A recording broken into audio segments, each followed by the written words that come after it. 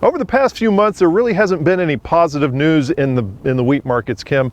When are things going to change? Well, I think they're getting pretty close to that right now. There's several positive signals out there. You look at India during the monsoon season, they didn't get the amount of rain they normally get. It's dry there. They're talking about lower production, maybe having to import some wheat. You look at North Africa, they're reporting that it's dry in Morocco and Egypt and some of those other countries.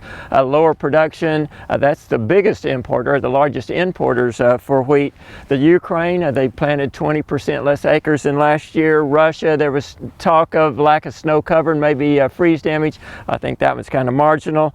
Brazil, the harvest wasn't as large as they predicted, and they may be importing additional wheat. Europe shipped some wheat to Egypt recently. It had ergot in it, a fungus. Their quality may not be where it was.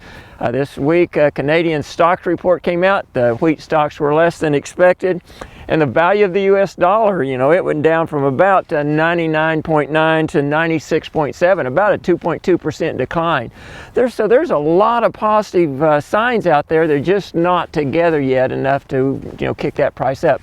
But I think it's on the margin now. So speaking of all that positive stuff, we have to ask, are there still any negative potholes out there we need to watch for? Sure, there's the big, the gorilla in the room is high U.S. ending stocks over 900 million bushels. I think 941 is what they're predicting right now. Record projected U.S. ending stocks at 8.5 billion bushels.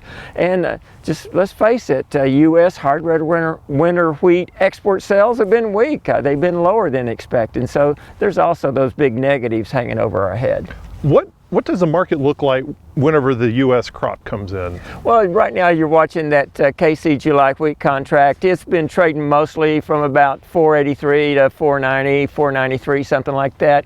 About 485 now. The basis they're offering from like a minus 46 to a minus 60. So that's going to give you a forward contract for harvest delivered somewhere between 425 and 441. That's below the cost of production, but that's where we are right now.